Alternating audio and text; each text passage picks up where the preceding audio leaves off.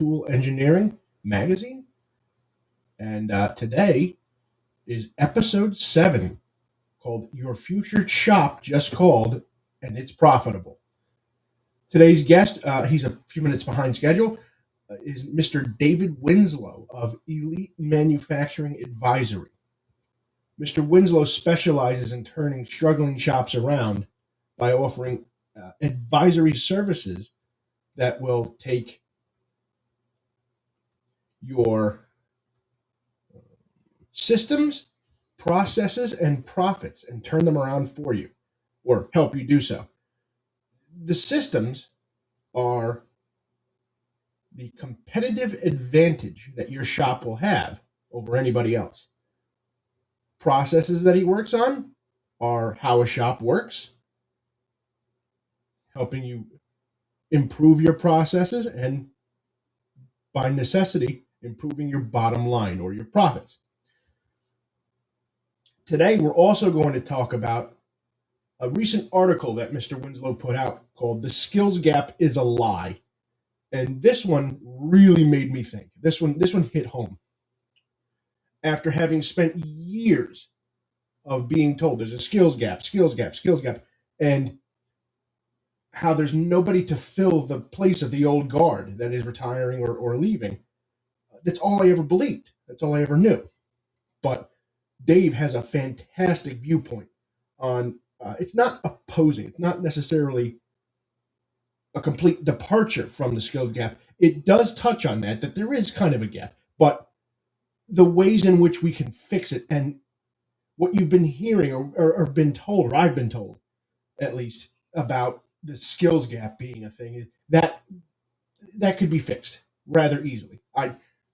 I say that because I'm just a mouthpiece on a microphone. I can just tell you fix it, but it's you that has to take the steps. We are going to touch on Industry 4.0 and the industrial internet of things. This is the interconnectivity of your machinery, the machine monitoring, and cobots and robots to help automate your shop and get you competitive again. Should it be something that works for you? It's not for every shop. There are some instances where automation would not help you, maybe hurt you. We can talk about that today. There are a few other articles that Mr. Winslow has published, and we're going to let him dive into them when he joins us and explain his reasoning for his writing. But the titles of those articles are as follows. One of them is called "Stop Quoting Trash." Another one is "Boring is Beautiful." One of them, I think I'm misquoting the title, but the idea of it is the job shop is essentially dead. You need to be specialized.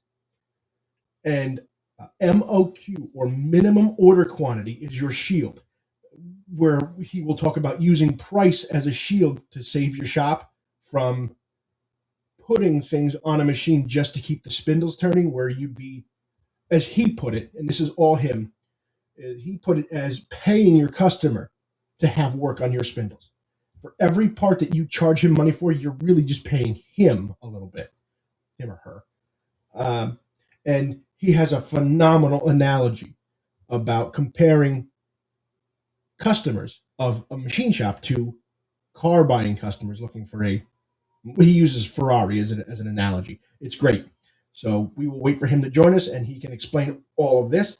There are other things that he's written and he has published that I really want to go over today. The big one that I think is going to hit home with a lot of people today is the landlord versus shop owner, and how having a shop and having the spindles dead is sometimes seen as lost money.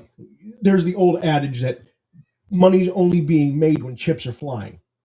And that could be, depending on your situation, for sure.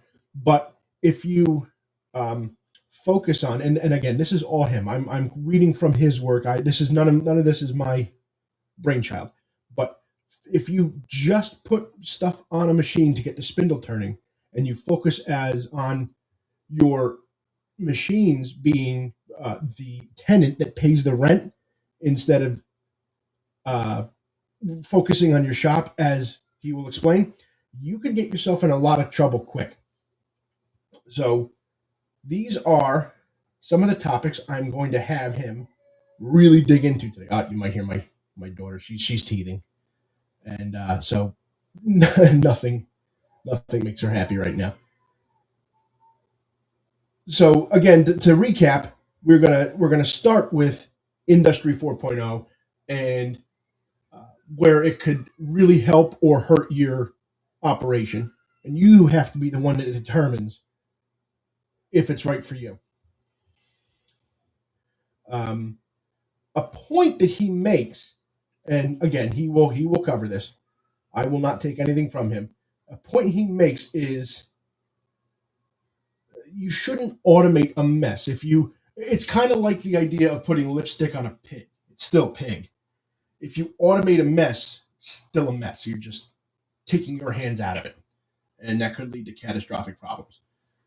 Um, so again, to go through some of the list, stop quoting trash. Like I said, to recap, is if you just bring in jobs to turn the spindles on and get your guys working, you could end up in a way just paying your customer to give you work. Boring is beautiful. I don't think I went through this one yet. This one is it had me thinking a little bit again from my perspective. Reading his work, I immediately start from my perspective, but I also take into account industry, shops that make money for a living, and compare the two. So, "Boring is Beautiful" is a treatise on if your shop is exciting, there's a problem.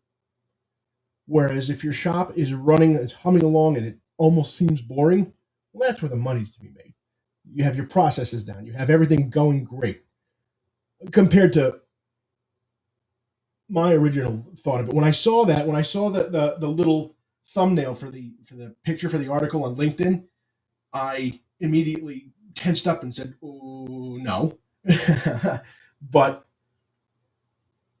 when I finally sat down and read his work, it made complete sense that if you have fires to put out everywhere, it's a problem.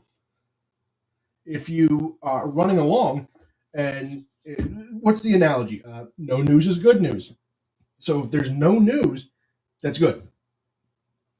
I'd like to take a minute to step back and go over, well, not go over, to do the introductions again. If you guys will notice, I am not at my machine shop at Acopian Engineering Center in Lafayette College of Easton, PA. We were down at my in-laws for my wife lost her grandmother over the weekend, so we are down for the service. And since I'm down here, I thought I would broadcast live.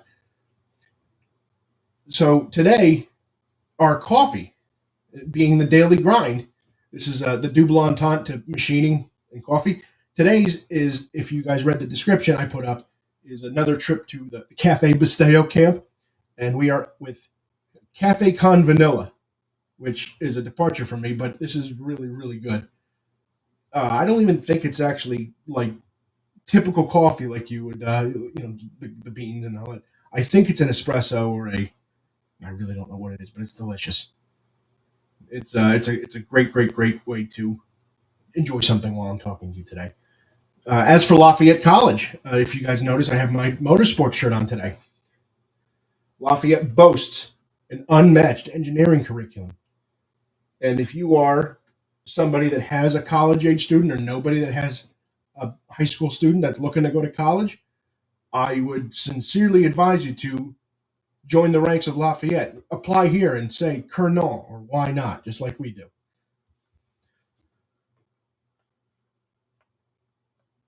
Now, as to our guest, I believe he is trying to patch in now.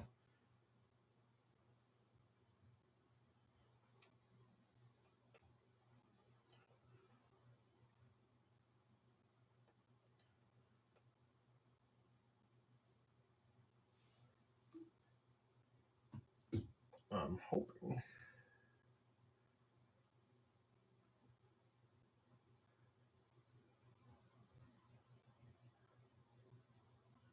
That's it. Okay, so we're having a little bit of technical difficulty having him come in. It seems to be a recurring thing with our show and slight technical difficulties.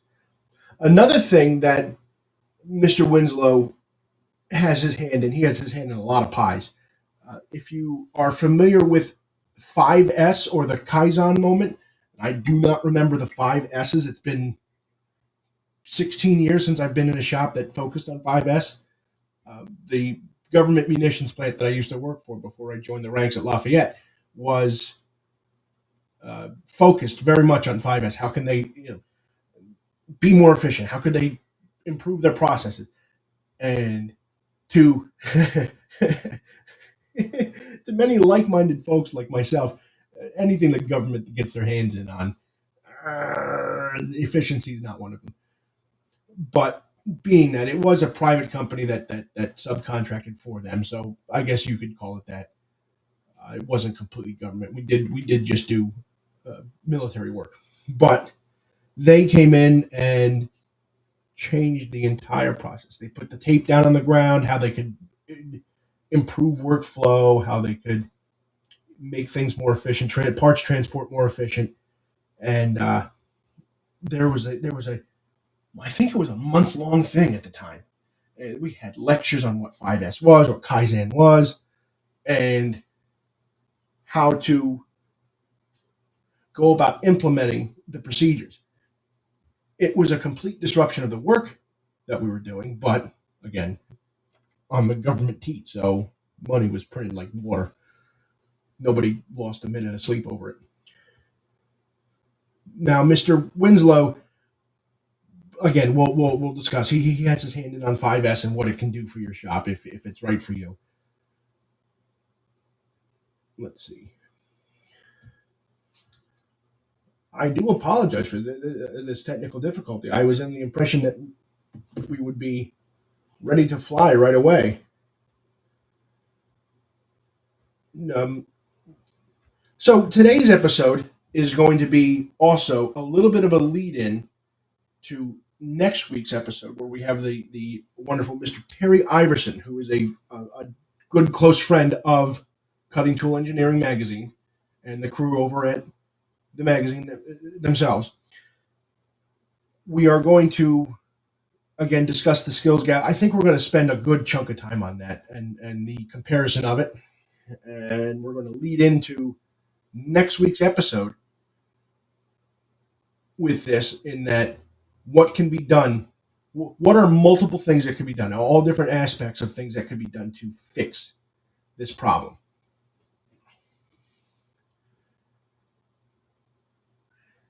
And without stealing too much of his thunder, he'll probably repeat all of this when he does sign in a minute. The skills gap, as I was, I don't want to say brainwashed, but as I was told all these years, was the simple cut and dried thing of, and whether or not it's about the post consumerism and that we're not going to get into that, I don't think. But the manufacturing and machining trades boomed after the Second War. Everybody, all the vets coming home and needing work, and we were on a manufacturing explosion at the time, and so a lot of people joined the trades. And I speak of the trades very highly, as you guys know, whether it be machining, whether it be carpentry, all of them, everything. They're all necessary and they're all fantastic trades. Plus, and I don't know if we'll get into the trade school versus college thing, and I don't know if that's necessarily one we'll cover. It's very, very, very polarizing and divisive, so I doubt we'll hop into that on the show. But the point I'm trying to make is the old guard, or the people that did it, whether it be out of necessity, whether it be out of desire, when they were young, took up a trade, and they're all retiring, they're all passing on, or to going to greener pastures, and um, nobody's there to refill the positions. And I lament that. I'm fearful that if it continues to happen, we may be we will be at a loss. Let's be real. But I was under the impression that there's really only one way to fix it, and it's to not force, but really, really, really strongly suggest people go into the trades, whether it be trade school, whether it be apprenticeship, what have you. Now, uh, the way that it's been proposed to me by Mr. Winslow was it's a training issue. So, and I also believe this wholeheartedly is trades can be taught. And let me give you an example. I had a coworker come in to chat with me the other day at the machine shop and looked in amazement at the machinery. Stuff I've looked at for 20 years. I know exactly what it is, what it does. I have my respect for the machinery. I know what it can do for me. It's just tools of the trade for me. This gentleman walked in and his eyes about come out of his skull. And he said things along the lines of, "Oh, I wish I could do this. I wish I knew what I was doing. I was this smart." And that drives me up a wall. Not necessarily because he said it, but what he said. When I first started doing this, I was some pimple faced, child. I was 14. I was a broom operator at first. I brushed chips up off the floor. I scooped them up, put them in the skip, and I paid my dues by starting at the bottom. But when I was put on the machines, finally, I was taught, and I had an excellent set of mentors. I had many great mentors. But that's the thing is I had mentors, people that took the time to train me to do these things, and I'm very thankful for it. What I think the disconnect is lies in people wanting to be able to hire somebody to just fill the position and get back to work and get those spindles humming.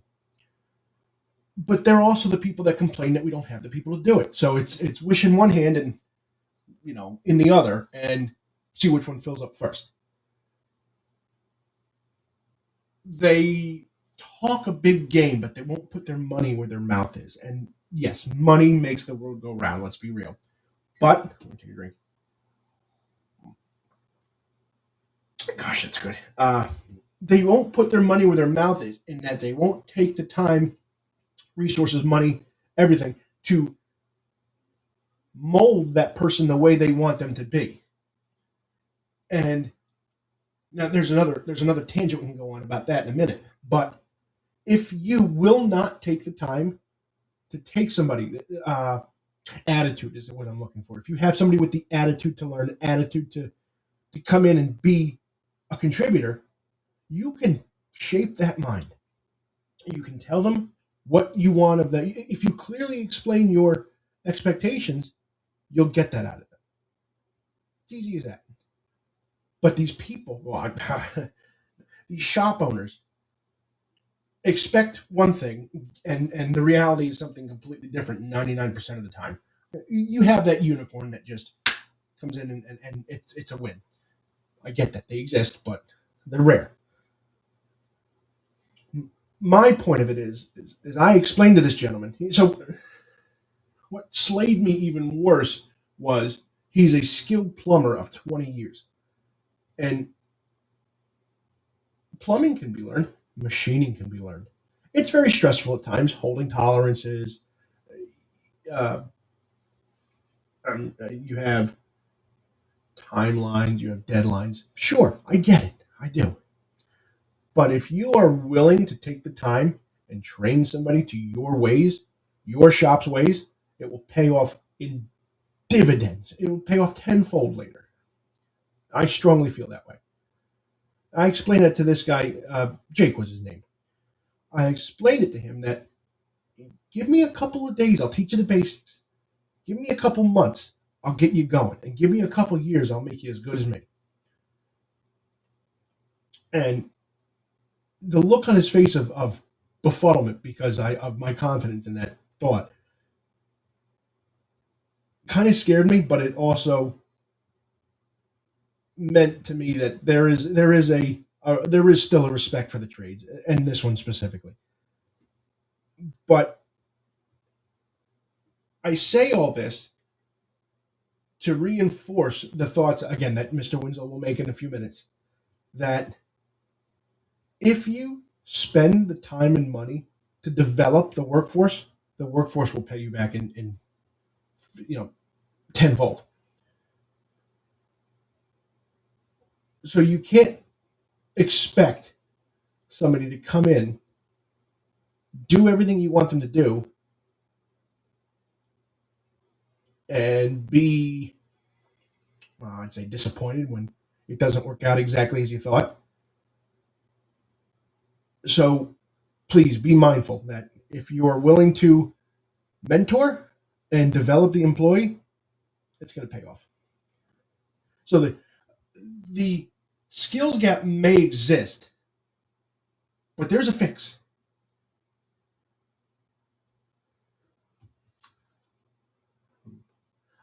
Folks, I do apologize about this. I had everything lined up to start today's show. I hope everything's okay with Mr. Winslow.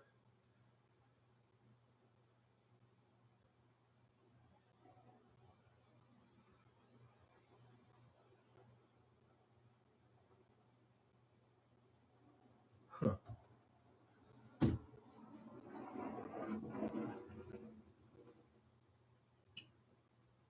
Let's see. Other things we'll talk about today when he does join us is, well, as with all my guests, I give them the floor for a little bit to explain who they are, who they work for, and get their name out there. A big part of this show has been helping to get out names that may not be in front of everybody. I'd like to open that up for them. So I discussed the landlord versus shop owner briefly. We also have tips for hiring, technology, and the pitfalls of it all. We also have on deck the hiring crisis, which goes back to the skills gap lie, but we'll discuss that more in depth. I mentioned the pricing strategy and the analogy that he'll bring up, and how charging your full rate will save you versus undercutting your competitor just to get to work. And the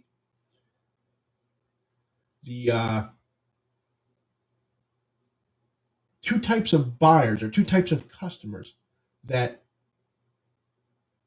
are always prevalent, and how to sift through the two, cut the wheat from the chaff, and we have a couple other topics to discuss today. But let's see if Mr. Winslow is about ready to join us. Please bear with us.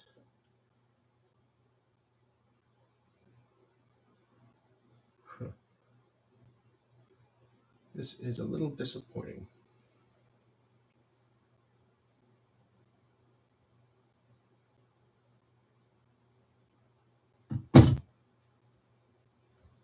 So I will explain.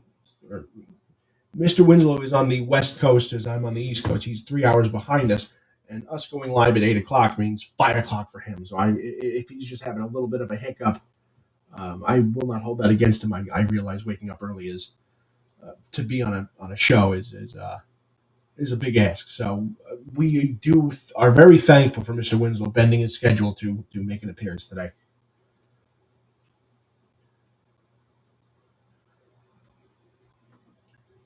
So if for those of you watching and listening, if you have any questions you'd like to ask Mr. Winslow, we are joined. Let's see. Let's get the microphones going here. Dave, can you hear me? Rob, I'm so sorry my alarm didn't go off. Things happen. I took a minute and gave the audience a preliminary heads up of what we're going to discuss today, with the caveat that you would dive deeper into everything. Okay. So I went top to bottom through the list of notes that you sent me the other day, and I have just the Cliff Notes version in front of me here. Starting at the top, let's go to Industry 4.0. So, everybody, this is Mr. David Winslow of Elite Manufacturing Advisory. Dave, if you could please take a minute, introduce yourself again, and give a Good short morning. backstory on who you are and how you got here. Backstory. My name's Dave Winslow. I started on the shop floor at 14 years old, not in the boardroom. I know what it smells like when the coolant goes bad. I know the sound of a tool breaking. Over the years, I realized many shops know how to cut chips, but they don't know how to build systems. That led me to found Elite Manufacturing Advisory. We are a boutique consulting firm specifically from small and mid sized manufacturers. We are focused on operations and supply chain management. We don't just give advice and leave. We focus on three things: systems, processes, and profits. We help shop owners stop fighting fires so they can actually run their business.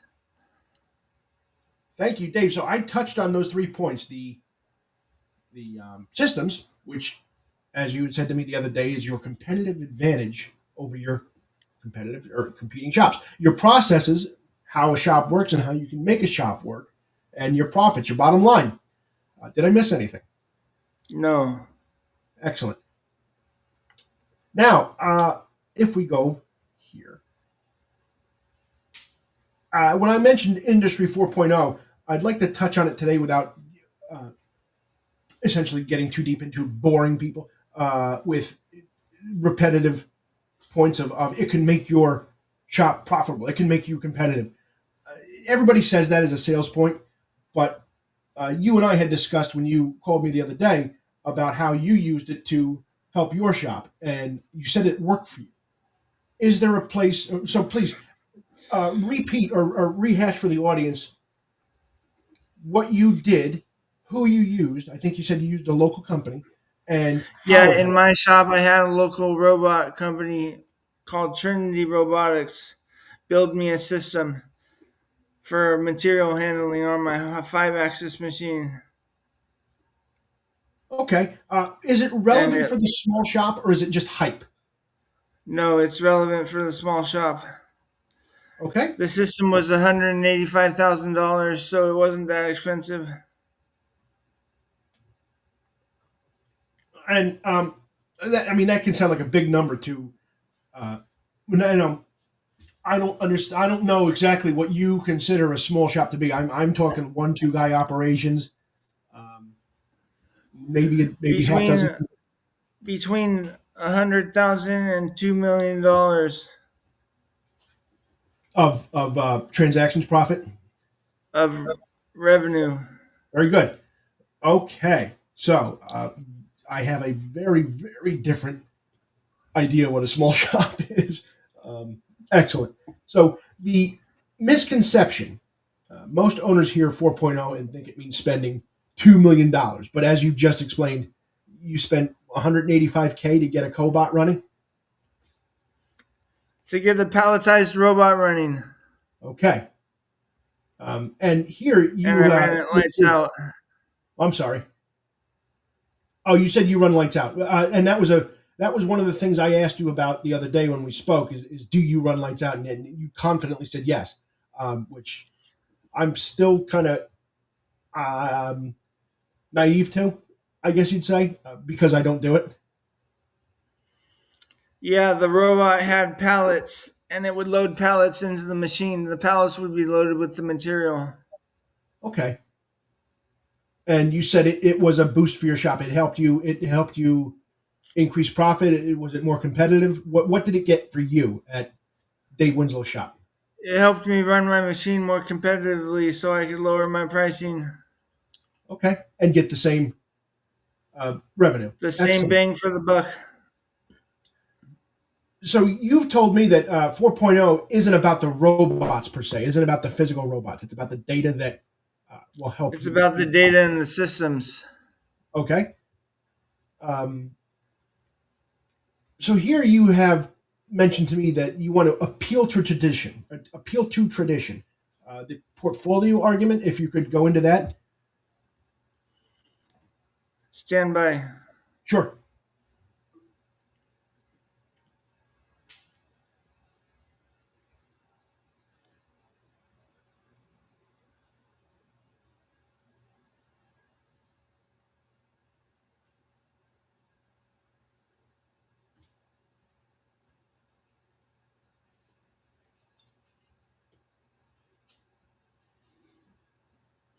Yeah, I guess my point is when it comes to your portfolio in your shop, saying yes to everything is a dead end strategy. Right. Being a yes man's not a great idea. It doesn't work in the long term. You've got to specialize. And I touched on that briefly before you joined us. Is you had also put out a few articles that I've been thumbing through that I can't put down. Is the job shop is essentially dead, and you need to be specialized.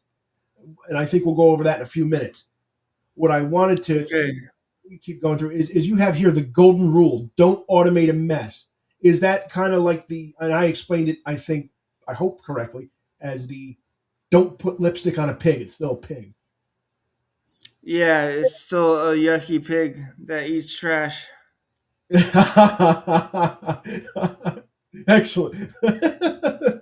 um, so another point you made that I hope you can reinforce a little bit is you don't need to be or you don't need a robot to be industry 4.0. You need to stop running No, your shop with you tribal need an knowledge. ERP system.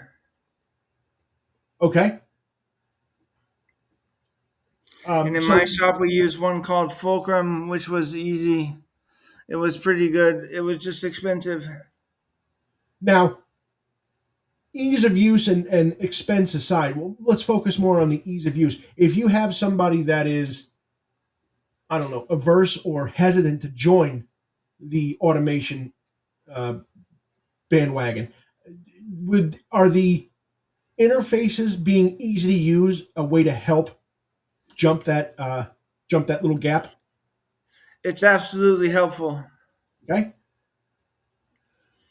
Now we did introduce ourselves. I introduced you. You explained who you are. And can you go into a little bit more of what you at Elite Manufacturing Advisory offer to your clients? I offer operations consulting. Basically, I've been doing this for 25 years, and so small shops can copy off my homework.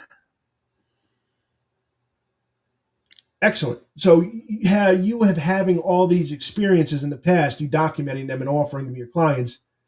Do you find that it's helpful? Do you find that you get a lot of good feedback? I do. Excellent. People find my advice helpful, which is good because it's not cheap, it's expensive.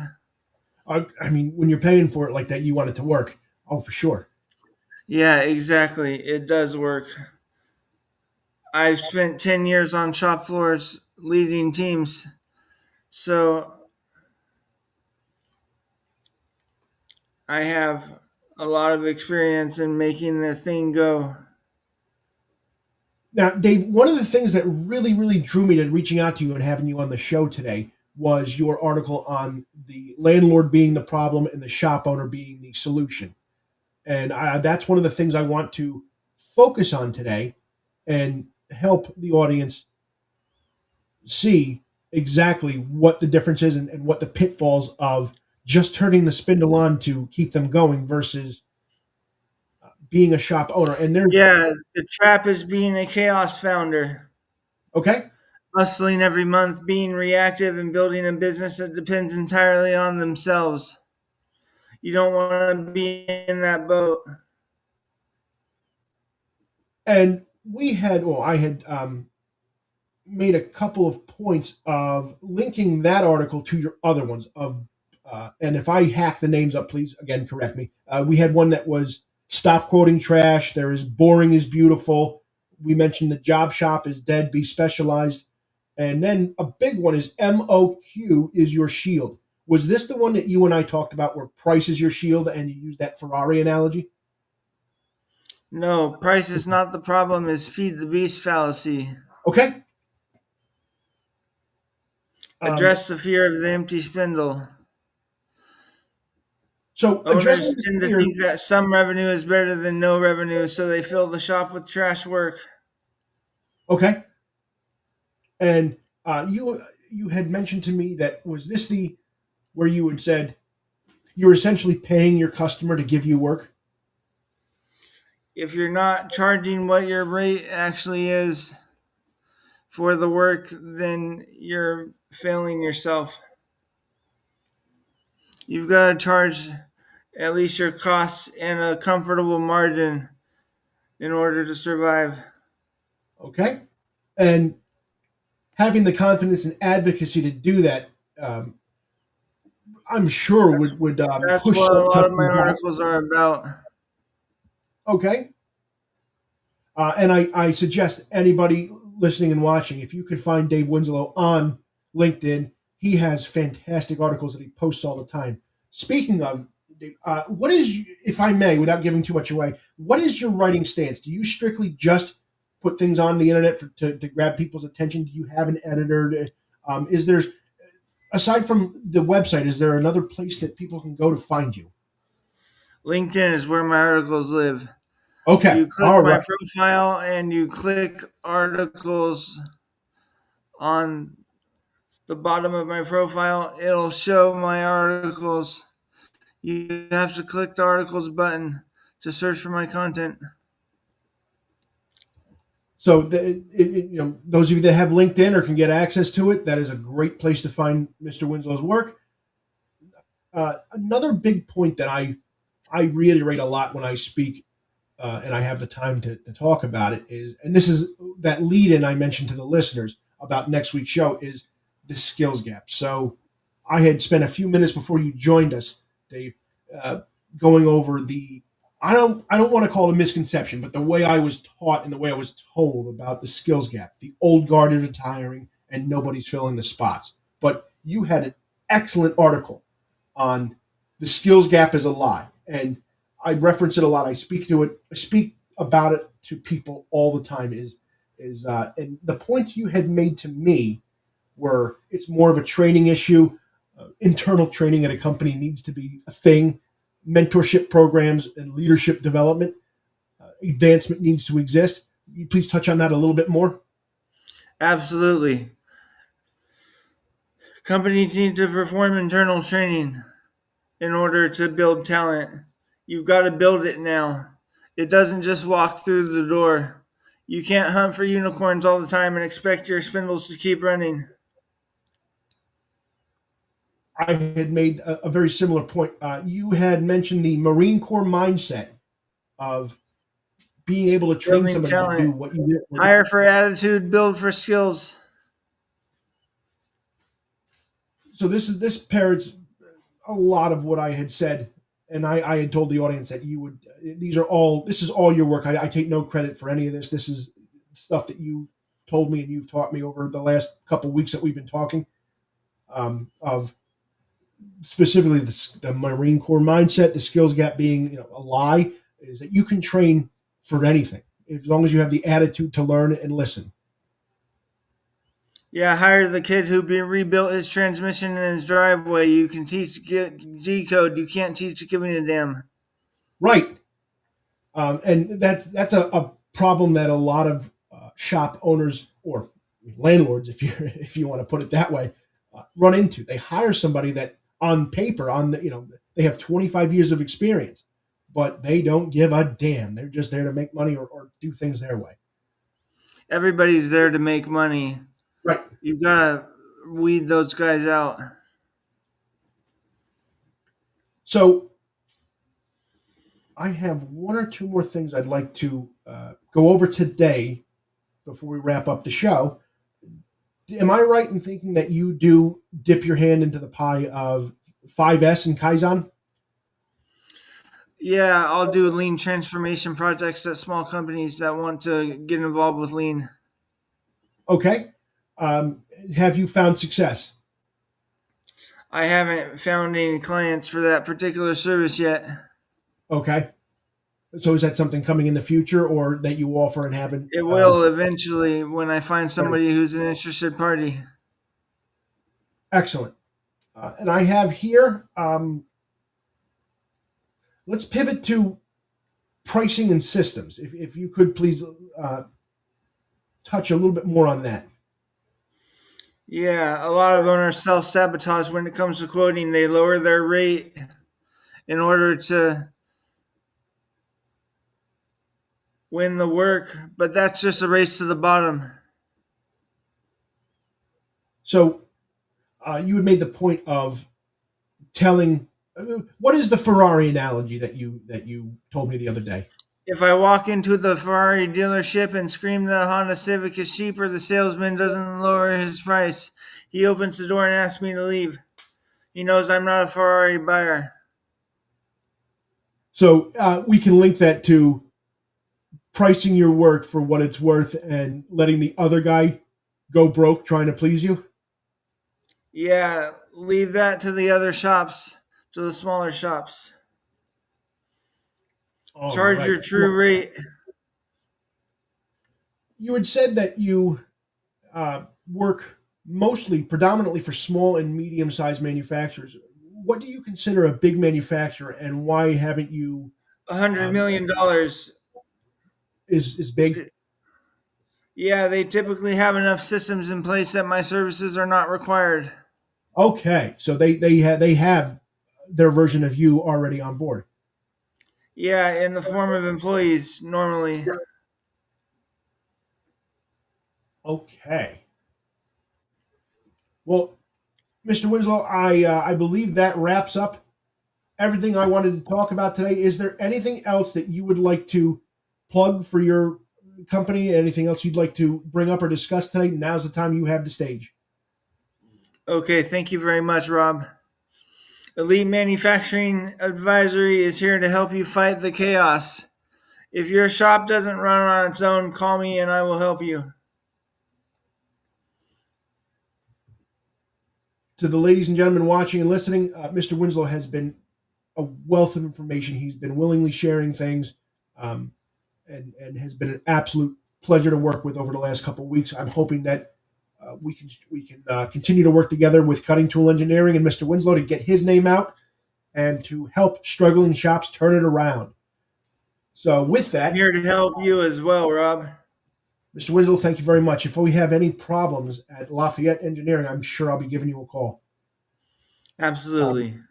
Mind you, as I've explained to my listeners and viewers a lot in the past, is we are strictly a prototyping shop that takes student and professor ideas and attempt our best to bring them to life. So while we don't That's make money on the parts going out the door, we do have processes in place to create successful engineers, and Lafayette has the best.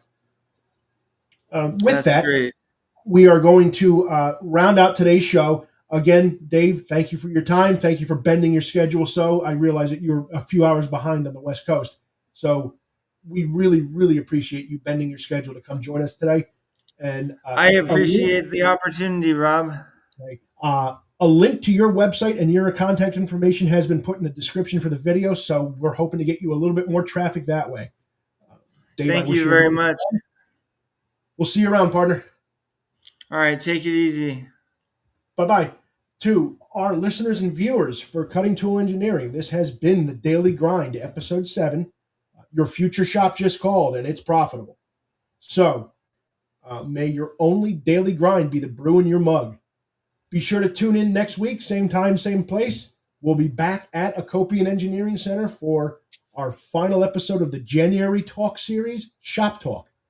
And we have the vaunted Mr. Terry Iverson on to discuss his glowing success with Champion Now and another way, augmenting Mr. Winslow's ways of how to shrink that skills gap and get people back into manufacturing.